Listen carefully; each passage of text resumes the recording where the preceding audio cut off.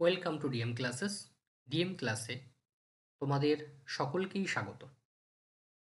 তোমরা যারা UGC net এবং সেট বিভিন্ন স্টেটের যে সেটগুলো হয় সেগুলো নিয়ে পড়াশুনো করছো এবং এই পরীক্ষার জন্য তোমরা প্রিপারেশান নিচ্ছ, তোমরা চাইলে এই ডিএম ক্লাসেস ইউটিউব চ্যানেল থেকে তোমরা যে ফ্রি যে ভিডিওগুলো আছে সেগুলো তোমরা অ্যাক্সেস পেতে পারো এবং সেগুলো তোমরা পড়তে পারো। এছাড়াও তোমরা যদি কেউ ভাবো যে পেড কোর্সে জয়েন হবে, তাহলে আমাদের এখানে যে নাম্বার দেওয়া আছে এই নাম্বারে কন্ট্যাক্ট করে তোমরা পেড কোর্সে জয়েন হতে পারো। এখানে তোমাদের পেপার 1 এবং পেপার 2 বোথ পেপার মিলে তোমার পড়বে 4,999 টাকা, যেটা তোমার 6 মাসের ভ্যালিডিটি। 6 মাসের মধ্যে তোমাদের ওভারঅল সিলেবাস কমপ্লিট করা হবে। যদি তুমি শুধুমাত্র সাবজেক্ট সংস্কৃত পড়ো সেক্ষেত্রে 3,000 টাকা, এবং যদি পেপার 1 সেক্ষেত্রে 2,500 টাকা তোমাকে দিতে হবে। কিন্তু যখন বোথ পেপার পড়বে তখন তোমার 4,999 টাকা। ঠিক আছে, এখানে তুমি উইকলি 6টা করে লাইভ ক্লাস পাবে, 1000+ এমসিকিউ প্লাস মক টেস্ট পাবে, পিডিএফ মেটেরিয়াল পাবে, 300+ ভিডিও লাইব্রেরি এখানে আছে, ফ্রি ইউটিউব ক্লাস আছে এবং লাইফ টাইম ভিডিও অ্যাক্সেস প্রভৃতি সুবিধা তোমরা পেয়ে যাবে।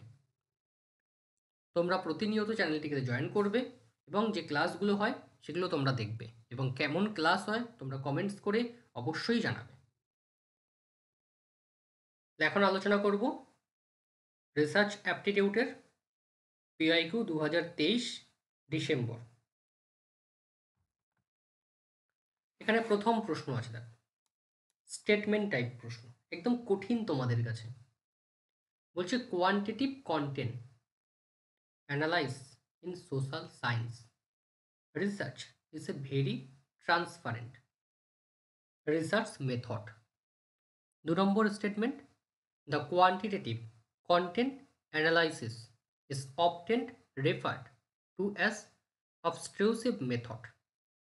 তাহলে একটা হচ্ছে সামাজিক বিজ্ঞান নিয়ে আলোচনা করছে, যেখানে কোয়ান্টিটিভ, আর একটা কোয়ান্টিটিভ। কোয়ান্টিটিভ মানে কি? মাত্রাত্মক। এখানে অপশান যেগুলো দেওয়া আছে কি, বোথ স্টেটমেন্ট 1 ট্রু, এগুলো তোমরা জানো যে দুটো স্টেটমেন্ট ট্রু, তারপরে দুটো স্টেটমেন্ট ফলস, একটা স্টেটমেন্ট ট্রু, একটা স্টেটমেন্ট ফলস, একটা স্টেটমেন্ট ফলস আর একটা স্টেটমেন্ট ট্রু। তাহলে এখানে আমাদের হচ্ছে সামাজিক বিজ্ঞান, হিন্দিটা দেখো, যে সামাজিক বিজ্ঞান অনুসন্ধান মে মাত্রাत्मक सामग्री মানে কোয়ান্টিটিভ কন্টেন্ট। তাহলে मात्रात्मक सामग्री মানে क्वांटिटिव कंटेंट विश्लेषण एक बहुत ही पारदर्शी शोध पद्धति है। और क्वांटिटिव कंटेंट যে মাত্রাত্মক সামগ্রী বিশ্লেষণে अक्सर মানে কিছু সময় আপত্তিজনক পদ্ধতি के रूप में संदर्भित किया जाता है। মানে এই মাত্রাত্মক সামগ্রী যখন আমি পর্যবেক্ষণ করব বা বিশ্লেষণ করছি, তখন আমাকে আপত্তিজনক পদ্ধতি যখন আসে তখন আমি এটাকে আলোচনা করি, সংদর্ভিত করি। এমন কি অ্যান্সার কি দিচ্ছে, বলছে one statement is true, second statement is false. তাহলে what is the quantitative content of analysis? Quantitative content জিনিসটা কি সেটা সম্বন্ধে জানতে হবে। এবার বলছে দেখো যে quantitative content analysis is a research method. তাহলে রিসার্চ মেথড হলো একটা কোয়ান্টিটিভ কন্টেন্ট অ্যানালাইসিস, মানে কোনো বিষয়কে আমি আলোচনা করব, অ্যানালাইসিস করব, বিশ্লেষণ করব। ঠিক আছে, যেটা কি করছে, textual, visual and oral material, যেখানে টেক্সট, ভিজুয়াল এবং অরাল মেটেরিয়ালের মধ্যে একটা সিস্টেমেটিক ওয়েতে ক্যাটাগরাইজ হচ্ছে। বলছি in social science and humanistics discipline. তাহলে যেখানে একটা সমাজবিজ্ঞান, হিউম্যানিস্টিক্স ডিসিপ্লিন, সামাজিক বিজ্ঞান থাকবে, তার মধ্যে হিউম্যানিস্টিক্স ডিসিপ্লিন থাকবে, মানবিক শাখার একটা বিশেষ কৌশল থাকবে। It is widely used in communication research. এটা ব্যবহার কোথায় হয়? এটা ব্যবহার হয়, ব্যাপকভাবে ব্যবহৃত হয় যখন কোনো যোগাযোগ গবেষণা, যে কমিউনিকেট মানে একে অপরের সঙ্গে যে আলাপচারিতা, তাহলে সেই গবেষণার ক্ষেত্রে এটাকে ব্যবহার করা হয়। বলছে হেয়ার আর সাম কি aspect of quantitative content analysis. তো এর মধ্যে কী কী থাকবে? Coding, unitising, sampling, reliability, validity and replicability. তাহলে এবার প্রথমে আসো, কি বলেছিল? সামাজিক বিজ্ঞান অনুসন্ধান। তাহলে কোয়ান্টিটিভ কি সামাজিক বিজ্ঞান অনুসন্ধান করে? Very transparent of research method, এটা কি একটা শোধ পদ্ধতি? তো এখানে কি পেলাম? এটা হ্যাঁ, it is a research method, অবশ্যই রিসার্চ মেথড। এখানে সোশ্যাল সায়েন্স হিউম্যান ডিসিপ্লিন নিয়ে আলোচনা করে। তাহলে ক্লিয়ার, কনসেপ্টের সঙ্গে প্রশ্ন মিলে গেল। পরে নেক্সট প্রশ্ন, 2 নম্বর প্রশ্ন, which of the following correctly represent the meaning of the abbreviation white used of academic writing. এখানে একটা জিনিস তোমাকে জানতে হবে, এই অ্যাব্রিভিয়েশনগুলো। যে আমরা যখন কোনো রিসার্চ আর্টিকেল দেখি তখন দেখবে বিশেষ করে ইংরেজি আর্টিকেল দেখার ক্ষেত্রে এই টার্মগুলোকে আমরা ইউজ করি।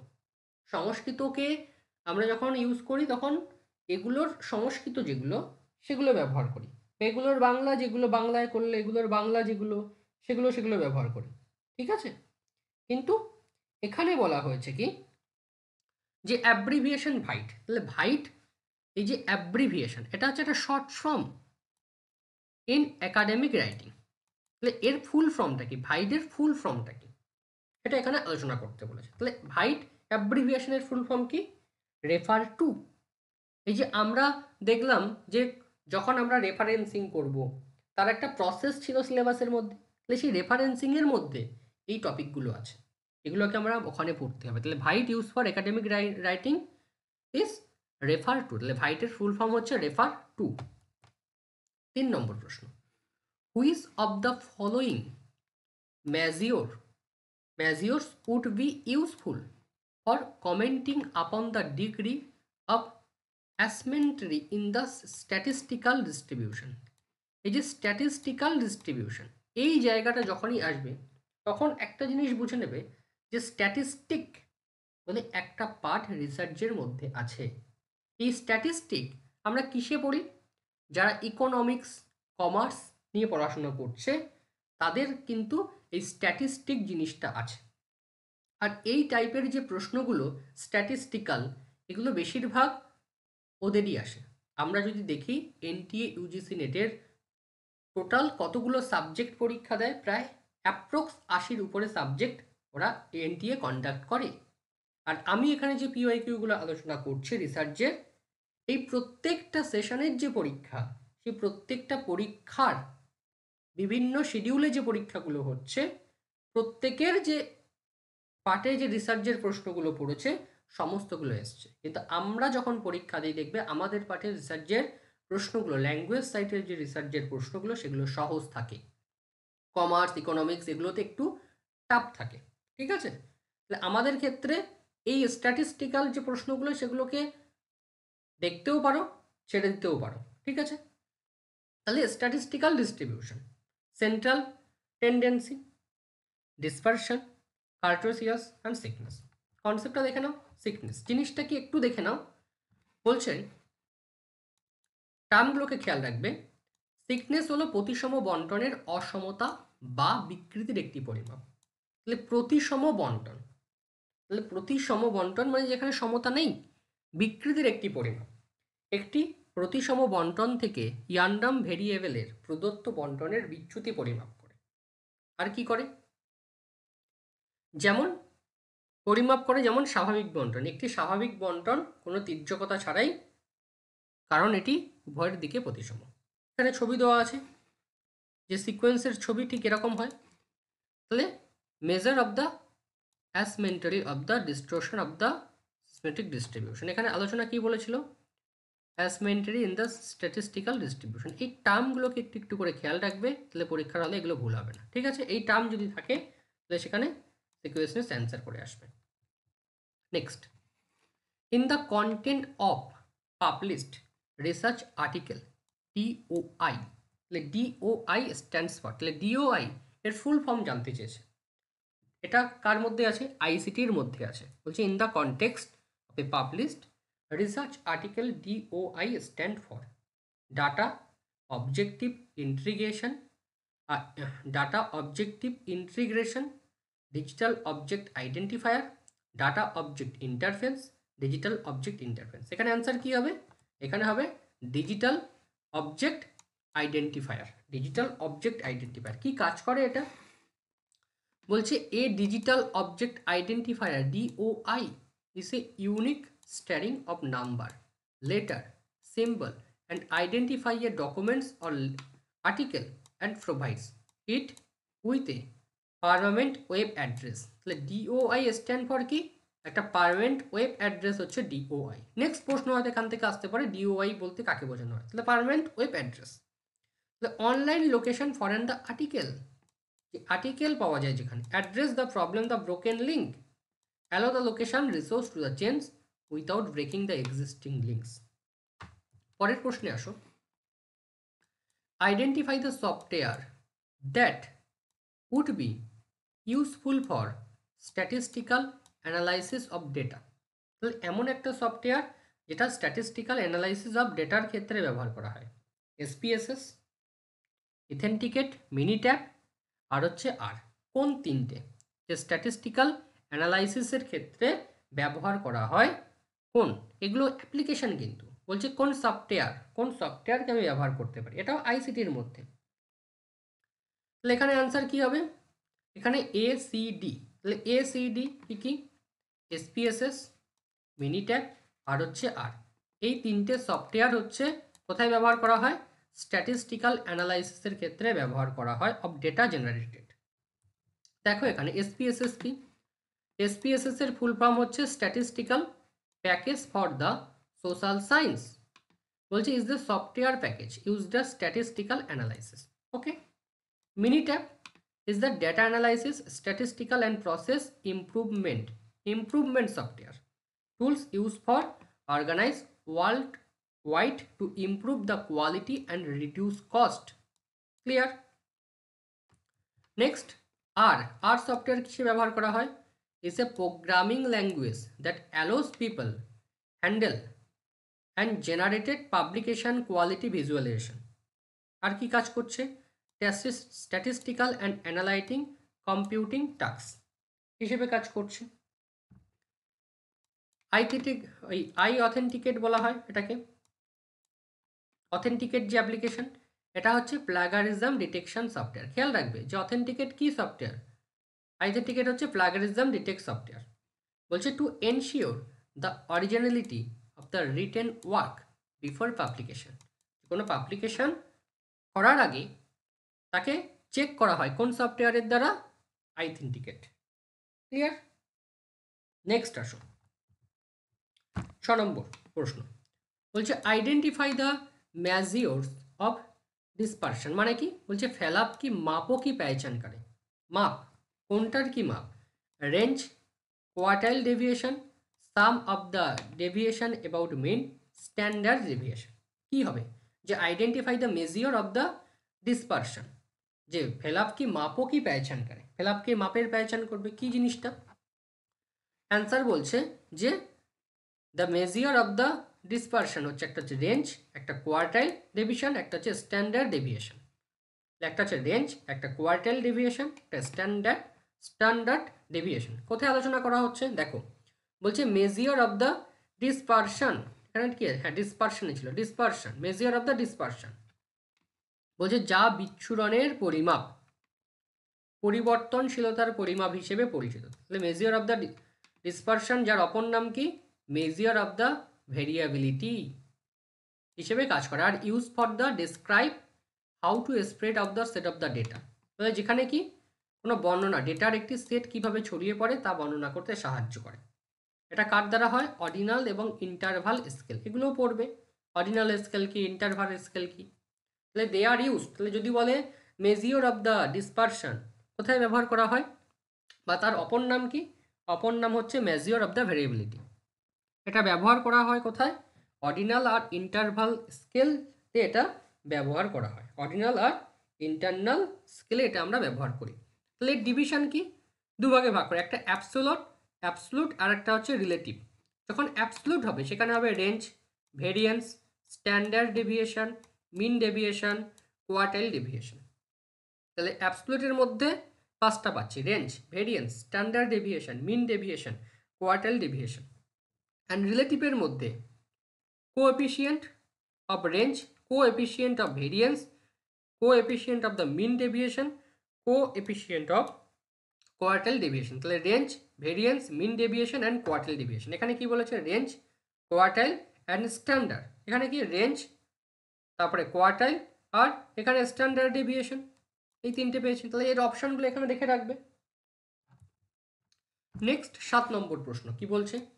Identify the advantage of content analysis. Content analysis, বিষয়বস্তু বিশ্লেষণের লাভ কি, অ্যাডভান্টেজ কি? কোনো বিষয়বস্তু আমি বিশ্লেষণ করছি, সেই বিষয়বস্তু বিশ্লেষণ করে আমার লাভ কি পেহেচান করে, আমার লাভটা কি? বলছি ইট is very transparent research method, যে একটা বহুত পারদর্শী শোধ পদ্ধতি। It is often referred to the favorably is the unobstructive method। বলছে একটা বিনীত পদ্ধতি যেখানে সন্দর্ভিত কিয়া যাতা है। It is highly flexible method, একটা অত্যধিক লাচিলি পদ্ধতি। লাচিলি মিনস ফ্লেক্সিবল, ফ্লেক্সিবল মানে আমার নিজের ইচ্ছা মতো করে করতে পারি। তাহলে অ্যাডভান্টেজ কি? কন্টেন্ট অ্যানালাইসিসের অ্যাডভান্টেজ তিনটেই হচ্ছে কন্টেন্ট অ্যানালাইসিসের অ্যাডভান্টেজ। তাহলে it is very transparent, it is very favourably, it is flexible. তাহলে অ্যাডভান্স কন্টেন্ট অ্যানালাইসিসের ক্ষেত্রে কি পাই? একটা হচ্ছে আনবিউটিস রিপ, যেখানে এখানে আলোচনা করা হয়েছে। না, হ্যাঁ, এই যে মেথড। তারপরে বলছে versatile, cost effective, rich insight, replicable, powerful and useful the historical mathematical. এখানে আর কি কি পেয়েছি? এটা পেলাম। নেক্সট আর কি বলেছে? ট্রান্সপারেন্ট আর ফ্লেক্সিবল। রেপ্লিকেবল পাচ্ছি আমরা। ট্রান্সপারেন্ট বলতে ভার্সাটাইলকে ধরতে হবে, বহুমুখী। নেক্সট আসো, এ researcher gives the following option to respond while asking a question during a survey। বলছে যখন একজন শোধকর্তা gives the following option, যে অপশান দিচ্ছে, two respond while asking the question, কোনো একটা প্রশ্ন জিজ্ঞাসা করছে এবং সেখানে সার্ভের জন্য ডিউরিং সার্ভে, একটা সার্ভে করার সময় সে অপশান দিচ্ছে, রেসপন্ড যে তাকে বিভিন্ন প্রশ্ন করছে তাকে অপশান দিচ্ছে। বলছে identify the option which suffer from the ambiguity, যে কোনটা এর মধ্যে অস্পষ্টগ্রস্ত। যে ভেরি অপটেন তাকে বারবার প্রশ্ন করছে, ওয়াইড অপটেন কিছুবার করছে, নট ভেরি অপটেন বারবার করছে না, নট এট এবং একদমই করছে। তাহলে কোনটা এখানে অস্পষ্টতা যুক্ত? বলছে ভেরি অপটেন, যখন তাকে বারবার প্রশ্ন করতে হচ্ছে। তাহলে বারবার করতে হচ্ছে মানে কি? তাহলে সেই প্রশ্নের মধ্যে স্পষ্টতা নাই। ওয়াইড অপটেন কাফিবার, নট এভরি অপটেন যে বারবার বহুতবার নেই, বারবারও করছে না, তাহলে সেক্ষেত্রেও কি স্পষ্টতা নেই। তাহলে রিসার্চার ক্ষেত্রে কি বলা হচ্ছে? A survey question that suffers from ambiguity is one of the, যদি সেটা আনক্লিয়ার হয়, এটি ভ্যাগু হয়, ওপেন টু মাল্টিপল ইন্টারপ্রিটেশন হয়, তো সেক্ষেত্রে কী হবে? সেটা অস্পষ্ট হয়ে যাবে। বোঝা গেল? তাহলে too broad, lack of the clarity, double barrelled, unclear subject and leading language, এই প্রভৃতি ক্ষেত্র যদি হয় তাহলে সেক্ষেত্রে অ্যাম্বিগুইটি ক্রিয়েট হবে। Next, identify the advance of close ended question in survey research. Survey রিসার্চের ক্ষেত্রে ক্লোজ এন্ডেড প্রশ্ন কখন হয়? বলছে they allows unusual response to be derived, it is easy to process their answer, they reduce the possibility of variability in the recording of answer। কি বলছে? যে সর্বেক্ষণ অনুসন্ধান में बंद अंत वाले प्रश्नों का लाभ, ক্লোজ এন্ডেড প্রশ্ন। সার্ভে রিসার্চের ক্ষেত্রে যে ক্লোজ এন্ডেড যে প্রশ্নগুলোকে আমি ব্যবহার করি সেগুলোর অ্যাডভান্টেজটা কি? সেগুলোর কি খুঁজতে বলেছে এখানে? অ্যাডভান্টেজ খুঁজতে বলেছে, যে ক্লোজ এন্ডেড প্রশ্ন করার লাভ কি, সুবিধা কি। বলছে দে অ্যালো আনইউজুয়াল রেসপন্স। তাহলে ক্লোজ এন্ডেড প্রশ্নে কি আমি যে প্রতিক্রিয়াটা পাই সেটা কি অসামান্য প্রতিক্রিয়া? To be derived. It is easy to process their answer. এটা কি খুব ইজি যে তাদের অ্যান্সার দেওয়া? They reduce the possibility of variability. সে কী করে? রিডিউস করে পরিবর্তনশীলতাকে, পসিবিলিটি অফ দ্য ভেরিয়েবিলিটিকে, সেটাকে রিডিউস করে। বলছে এরকম কি অ্যাডভান্টেজটা কি তাহলে? বলছে অ্যাডভান্টেজ হচ্ছে এটাই যে অসামান্য প্রতিক্রিয়া অনুমতি দেয় না ক্লোজ এন্ডেড প্রশ্ন, যে purpose the answer easy to purpose, খুব তাড়াতাড়ি সেখানে অ্যান্সার করতে পারবে। They reduce the possibility of variability of the recording the answer. তাহলে রিডিউস করে পসিবিলিটি অ্যান্ড ভেরিয়েবিলিটিকে, রিডিউস করে এবং সঠিকভাবে অ্যান্সার দিতে সাহায্য করে। তাহলে বিসি কারেক্ট অ্যান্সার। এখানে বলছে ক্লোজ এন্ডেড প্রশ্ন হ্যাজ সেভারাল অ্যাডভান্টেজ। অনেকগুলো অ্যাডভান্টেজ আছে সার্ভে রিসার্চের ক্ষেত্রে। কী কী? এক নম্বর হচ্ছে ইজি টু অ্যান্সার, খুব সহজে অ্যান্সার করে দেওয়া। ইজি টু অ্যানালাইজ, খুব সহজে অ্যানালাইজ করা, মানে খুব সহজে বিশ্লেষণ করা। ক্লিয়ার ইনসাইটস, মানে সেখানে যে অন্তর্দৃষ্টি সেটা কী হবে? ক্লিয়ার। বেটার কম্পারেটিবিলিটি, মানে যেটা কম্পারাবিলিটি, মানে যেখানে তুলনামূলকভাবে বেটার, ভালো কিছুকে আমি অন্বেষণ করতে পারবো।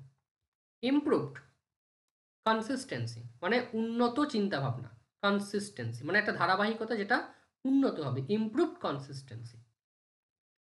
হায়ার রেসপন্স রেট, যেখানে উচ্চ প্রতিক্রিয়ার হার। হায়ার রেসপন্স মানে আমি যে প্রশ্ন করব ক্লোজ এন্ডেড প্রশ্ন, সেটা যেন কুইক অ্যান্সার পেয়ে যাই আমি, কুইক অ্যান্সার।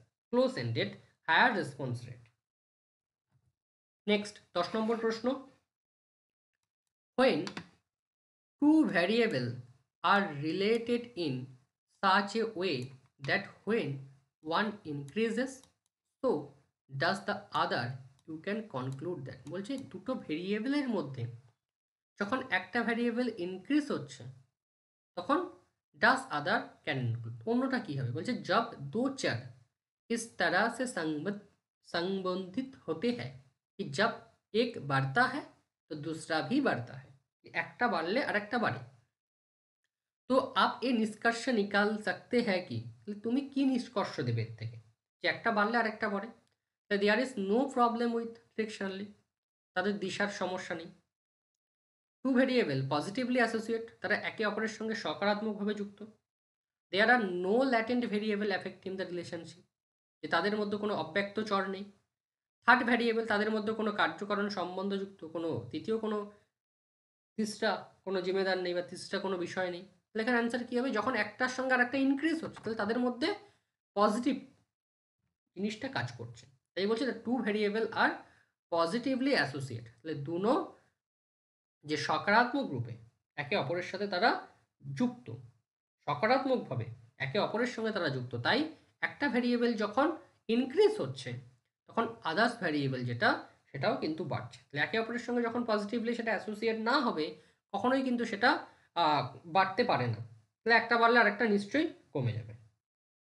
ক্লিয়ার? নেক্সট আসো 11 নম্বর। এখানে বলা হয়েছে when two variables are related in such a way that when one increases the other also increases, the indicate of the positive association between the variable. This means that the variable move in the same direction, either increasing together or decreasing together. Clear? যেখানে positive হলে কি কি হবে? Next এখানে just প্রশ্নটা দেখবে, আমি answer বলে দিচ্ছি। বলছে for which of the following P value of A test statistic. দেখো স্ট্যাটিস্টিকের প্রশ্ন দেখেই বুঝতে পারবে এটা হচ্ছে স্ট্যাটিস্টিকের প্রশ্ন। A null hypothesis is likely to be rejected. কখন নাল হাইপোথিসিস রিজেক্টেড হবে? যখন 0.2% মধ্যে থাকবে তখন সেখানে নাল হাইপোথিসিস রিজেক্টেড হবে।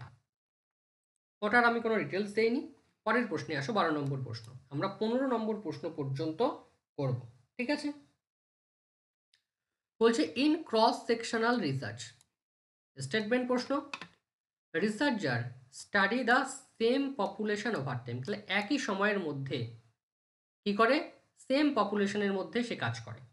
বলছে क्रॉस सेक्शनल शोध में शोधकर्ता समय के साथ एक ही आबादी का अध्ययन, মানে সময় के साथ সময়ের সাথে সাথে একটাই মাত্র পপুলেশন নিয়ে কাজ করছে, এটা ক্রস সেকশন। ঠিক না ভুল সেটা পরে আসছে। 2 নম্বর, ইট retrospective study. Retrospective study, a researcher relies on people memories and recollection of the past. বলছে রেট্রোস্পেক্টিভ স্টাডির ক্ষেত্রে, পূর্বমুখী অধ্যয়নের ক্ষেত্রে শোধকর্তা কি করছে? ইয়াত এবং অতীত, তাহলে পিপল মেমোরিজ, তাহলে যা অতীত, এবং রিকালেকশন দ্য পাস্ট, তাহলে সেই পাস্ট অতীত যে বিষয়টাকে সেটার উপরে নির্ভর করছে। তাহলে কোনটা ঠিক কোনটা ভুল? বলছে প্রথমটা হচ্ছে ভুল, দ্বিতীয়টা হচ্ছে ঠিক। প্রথমটা হচ্ছে ভুল, দ্বিতীয়টা হচ্ছে ঠিক। তাহলে এখানে এবার দেখতে হবে যে ক্রস সেকশনাল জিনিসটা কি। কেন ক্রস সেকশনালকে ভুল বলা হলো? কি বলা হয়েছে? যে সময়ের সাথে একই আবাদির মানে একই পপুলেশনের উপরে কাজ করা। এখানে বলছে ক্রস সেকশনাল স্টাডি আর অবজারভেশনাল স্টাডি। কেন? The analyse the data from a population at single point in time. Single point time, এখানে কি বলা হয়েছিল? Same population over time. Concept দেখেছো? অধ্যয়ন করছে সময়ের সাথে, শোধকর্তা সময়ের সাথে সাথে একটি আবাদের উপরে করছে সেম পপুলেশন, কিন্তু ওভার টাইম। কিন্তু এখানে কি বলেছে? Single point time. বোঝা গেল কেন ভুল হয়েছে? Obtain use the Magyar health outcomes, understanding determine the health and population. Okay, retrospective study Bangla কি? বলছে প্রত্যাবর্তনমূলক অধ্যয়ন, যাকে একটা গবেষণার ডিজাইনকে বোঝায়, রিসার্চ ডিজাইন। তাহলে রেসপেক্টিভ আর রেট্রোস্পেক্টিভ স্টাডি হচ্ছে একটা রিসার্চ ডিজাইন। এখানে কি করে? whether a researcher analyze data and already been collected about event that happened in the past, যেটা পাস্টে হয়ে গেছে, essentially looking back the historical information, যেটা পাস্টে হয়ে গেছে। এখানে কি বলা হয়েছিল? in the retrospective study a researcher relies on people memories and recollecting the past. the concept clear? যা পাস্টে হয়ে গেছে তেমন যে বিষয় নিয়ে আলোচনা করছে সেটা কোথায় পাবো?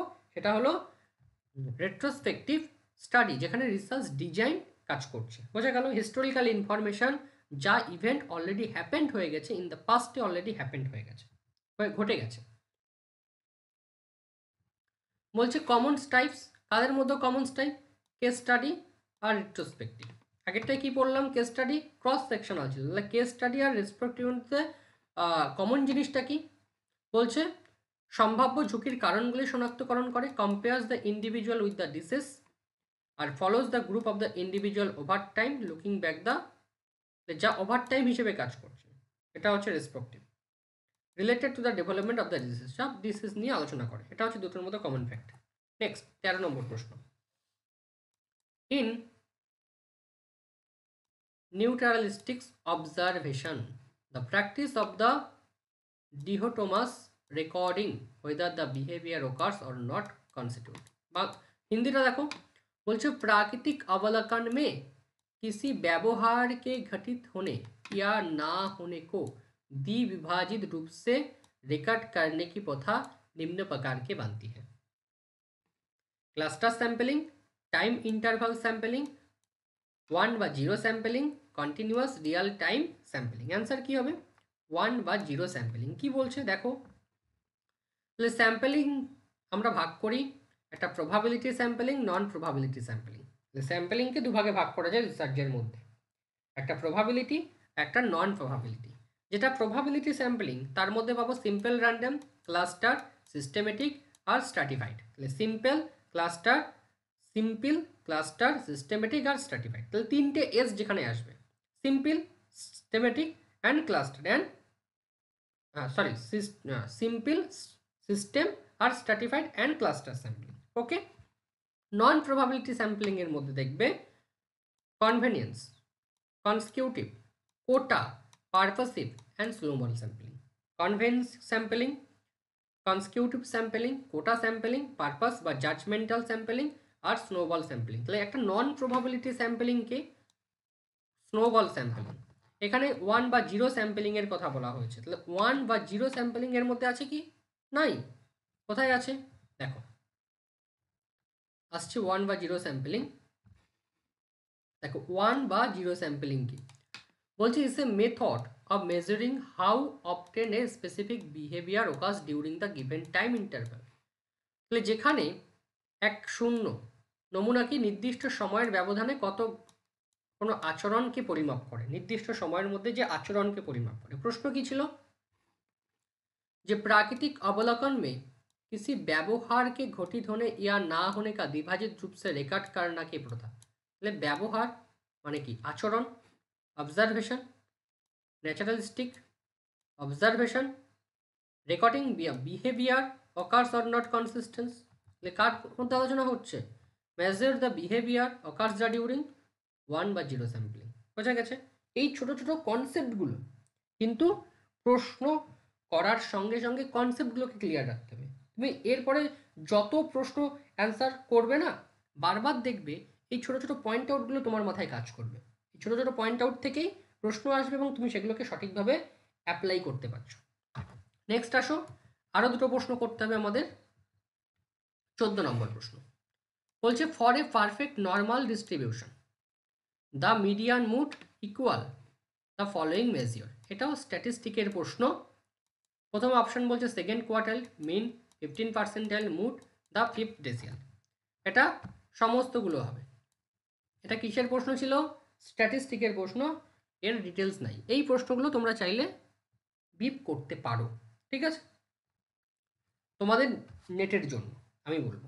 নেক্সট আসো, 15 নম্বর প্রশ্ন স্টেটমেন্ট 1 স্টেটমেন্ট 2 বলছে according to the UGC regulation 2018 on plagiarism. তাহলে প্লাগারিজমের যে রেগুলেশন সেটা কত সালে হয়েছিল? 2018 সালে। বলছে the authorities a higher education institute can not take suo motu notice of an act of the plagiarism. মানে সাহিত্যিক চोरी पर यूजीसी विनिमय 2018 के अनुसार उच्च शिक्षा संस्थान के अधिकारी साहित्यिक चोरी के कृत्य का शत संज्ञान नहीं ले सकता। व्हाट इज द शत संज्ञान देखबो আমরা। Plagiarism means the practice of taking something else work और आइडिया पासिंग टीम ओन মানে সাহিত্যিক চोरी আমি নিচ্ছি কারোর থেকে, বিচার করে নিচ্ছি, কিন্তু নিজের বলে পেশ করছি। তাহলে এটা কি? কারেক্ট, সঠিক। তাহলে প্রথমটা কি? ইনকারেক্ট। দ্বিতীয়টা কি? কারেক্ট। নিজেরটা আমি দেখে বুঝতে পারলাম, পড়ে বুঝতে পারলাম, এটা হচ্ছে কারেক্ট। এবার দেখো প্লাগারিজম জিনিসটা কি। বলছে plagiarism is the act of the representing another person's idea, words and expression and one word original work it consider from the thief and breath academy. মানে আমি কী করছি? তার থেকে চুরি করছি। এটা কখনো করা উচিত নয়। এবার বলছে যখন 0% প্লাগারিজম লেভেল 0, সেখানে 10% সিমিলারিটি, যখন আমি 10% সিমিলারিটি পাবো সেটা নো পেনাল্টির আন্ডারে যাবে। বোঝা গেল? যখন লেভেল 1-এ 10 থেকে 40% যদি সিমিলারিটি হয় সেটা হচ্ছে লেভেল 1 প্লাগারিজম। লেভেল 2 প্লাগারিজম যেখানে 40 থেকে 60% মিলে গেলে সিমিলারিটি হলে, এগুলো সব কিন্তু পেনাল্টির আন্ডারে আসে। লেভেল 1, লেভেল 2, লেভেল 3 পেনাল্টির আন্ডারে আসে। কি পেনাল্টি এটা পরে আমি একদিন আলোচনা করব, যখন ডিটেলসে পড়ব তখন আলোচনা করে দেবো যে কি কি পেনাল্টি হতে পারে। যে হচ্ছে লেভেল 0-তে সে 10% যদি সিমিলারিটি থাকে তাহলে তাকে নো পেনাল্টি খেতে হয়, কোনো পেনাল্টি তার হয় না। কিন্তু যখন লেভেল 1-এ আসবে 10% থেকে 40%-এর মধ্যে যদি কারুর সিমিলারিটি পাওয়া যায় রিসার্চ ওয়ার্কে, তাহলে সে কিন্তু পেনাল্টির আন্ডারে আসবে। নেক্সট 40 থেকে 60% যদি হয় তাহলে সে আসবে লেভেল 2-তে এবং তার পেনাল্টি হবে। এবং যে 60%-এর উপরে আসবে, অ্যাবাভ দ্য 60%, সেও কিন্তু পেনাল্টির আন্ডারে আসবে। তাহলে কত পার্সেন্ট? সে লেভেল 3-তে আসবে। তাহলে প্লাগারিজম জিনিসটা বুঝলে, প্লাগারিজম কি এবং কত পার্সেন্ট কি প্লাগারিজম আছে, এবং কোনটা লেভেল 0, কোনটা লেভেল 1, কোনটা লেভেল 2, কোনটা লেভেল 3, এটাকে ভালো করে দেখে রাখবে। এর থেকে অন্য টাইপের প্রশ্ন কখনো পরীক্ষায় আসতে পারে। বোঝা গেছে সকলের? কারুর কোথাও অসুবিধা থাকলে বলো।